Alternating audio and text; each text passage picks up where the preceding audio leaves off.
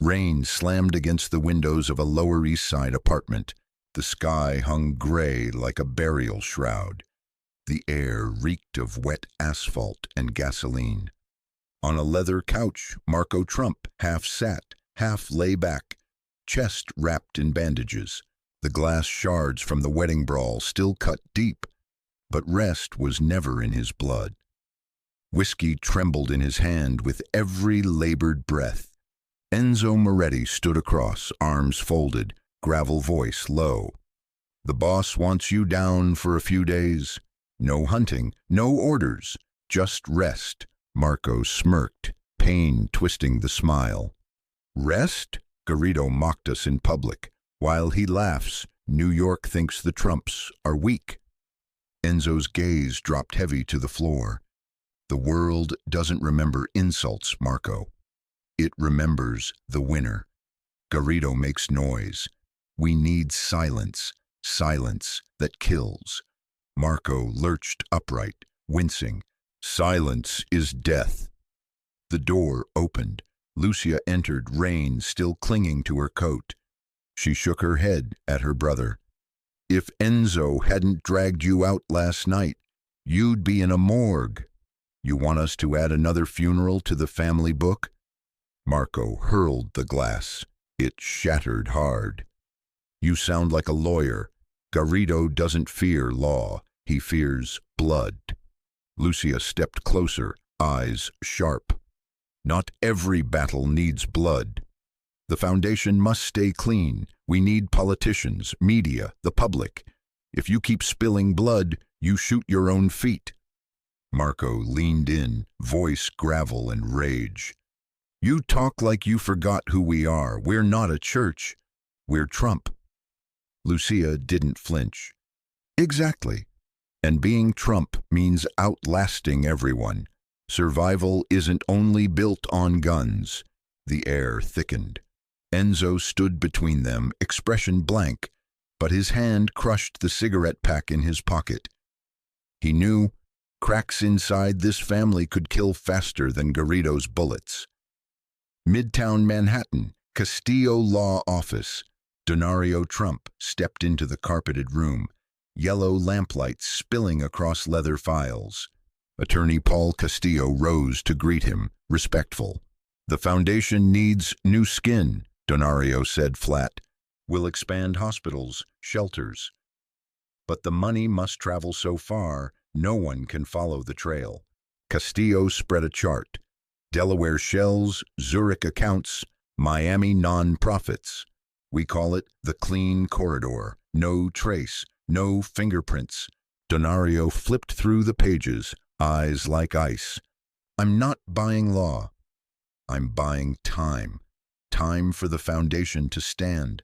Time for my daughter not to drown in mud." Castillo hesitated, then leaned in. "One more thing. Senator Ortega, Florida. Fundraiser next week. He needs money, you need laws. This could be your bridge." Donario closed the file. "Arrange a meeting." Miami, oceanfront hotel room. Silk curtains stirred in the sea breeze.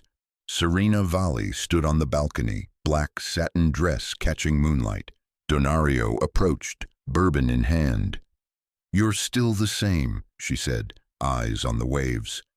"Demanding deadlines, dragging everyone behind you." "The world waits for no one," he replied. She turned, eyes locking on his. "But you've changed.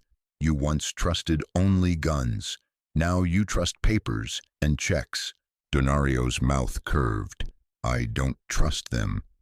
I just know. Fire a bullet and men forget. Sign a document and it lives forever." Serena stepped closer, hand gliding slow across his arm, like sketching memory back onto flesh. Her eyes glowed with tenderness and fire, trapping his. "You want to be a good man?" she whispered. Donario's voice was rough, broken with longing. "No, I want my family to survive." Her hair brushed his shoulder, soft as silk. Distance collapsed. Their lips met, slow at first, then hungrier, like a storm catching flame. Breath tangled, hands clutched. Every kiss was a confession, every touch a verdict without appeal. Moonlight carved their bodies into light and shadow. Passion weighed with sorrow. Newark Docks, Pier 12, midnight. Rico Alvarez trembled, cigarette shaking in his hand. Enzo Moretti emerged from the dark, face carved in stone. "I only passed the message once, Mr. Moretti," Rico stammered. "Santos promised my debt would vanish." Enzo raised a hand. "Traitors always call themselves fools. They're not fools, they're greedy." Rico dropped to his knees. "I've got a 7-year-old daughter. Please." Enzo crouched, eyes level with his. "You'll live. But from tonight, you have no name. For 3 months, you work for me. No questions, no refusals. Survive, and you'll see her again. Fail, and your daughter will remember her birthday another way." Rico nodded frantically. Enzo lit a cigarette, the flame etching every hard line of a man who had seen too much blood. Trump Estate, 5th Avenue. Dinner was quiet. Only Donario, Isabella, and Lucia at the table. Marco's chair sat empty. No one spoke his name, but his presence hung like a fourth shadow. Isabella set down her knife, staring at her husband. "Your son is boiling. You think silence will leash him?" Donario's tone was calm. "Silence is the sharpest blade. It cuts unseen," Lucia cut in. "He won't hold much longer. If you don't move, he will." Donario set his glass down, eyes shifting between the two women in his life. 3 days. In 3 days, we talk with Ortega. We can't fight forever on the docks. To survive, we step into politics." Isabella frowned. "And you think Ortega is the answer?" Donario looked straight at her. "No, he's the bridge, and every bridge is built on someone falling into the river." The lamp's glow cast Donario's shadow long across the wall, a jagged crack splitting the family. Morning at the Newark docks carried the weight of a funeral bell. Fog clung low, weak sunlight bled through, striking stacked containers like tombstones of steel. Men worked fast, but everyone knew. Some crates would never appear in the books. At dawn, word reached the Trump estate. A shipment from Medellin, intercepted the moment it touched Pier 7. The loss wasn't the cargo, it was the betrayal. Someone had pointed directly at the right box. Trump Estate, 5th Avenue. Donario sat at the head of the table, face unreadable.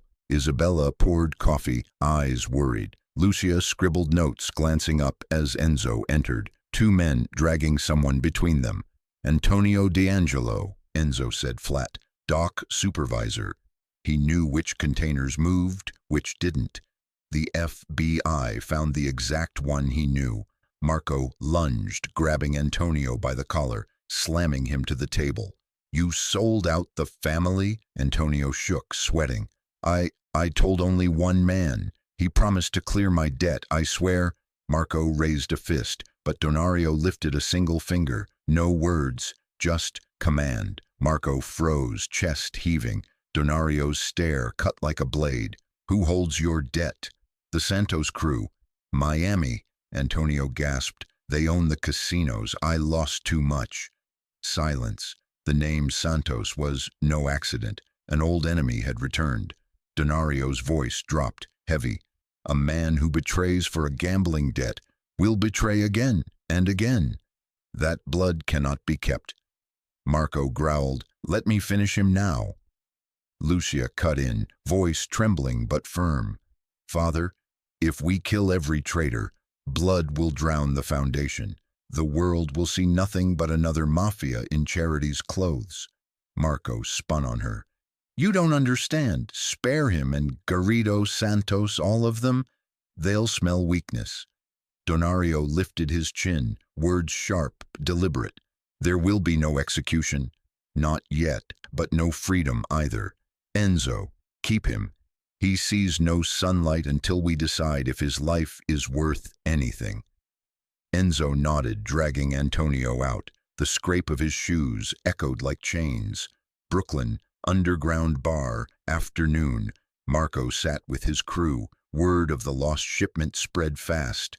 Garrido's men filled the room, drinking, mocking. One laughed loud. The stuffed tiger's lost its claws. Marco's blood boiled. He seized the man, smashed his face to the bar. Say it again.